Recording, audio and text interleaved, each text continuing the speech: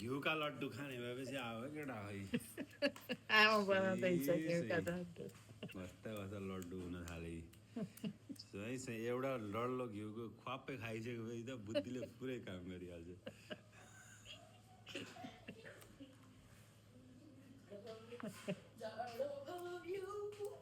लड्डु खाने जति सबैलाई हुँदा भयो अब।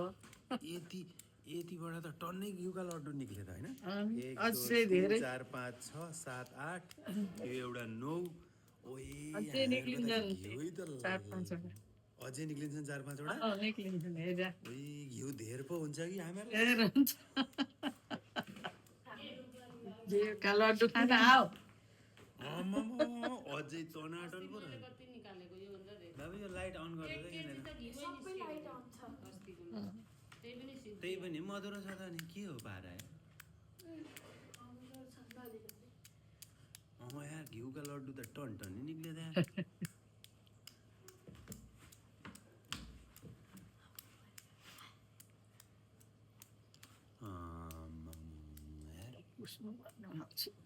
कहाँ हालिदिने अरे काले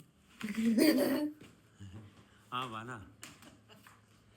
घिउका लड्डु खान आएको तिमी पनि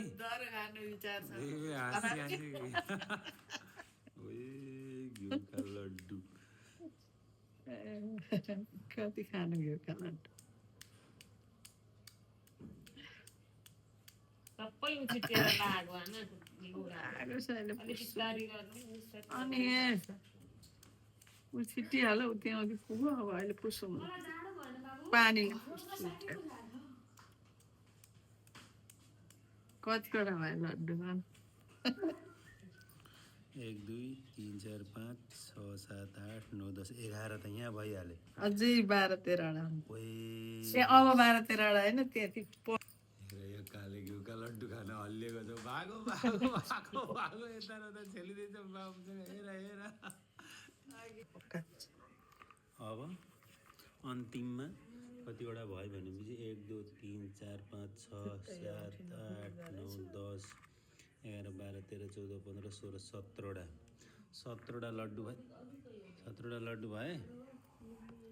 लगभग 7 दिनकै घिउ हो यो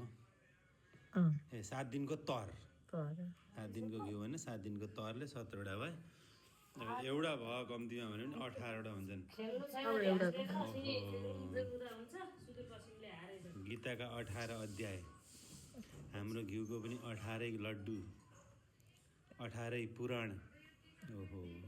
एक दिनको एउटा पुराण सुन एउटा लड्डु खा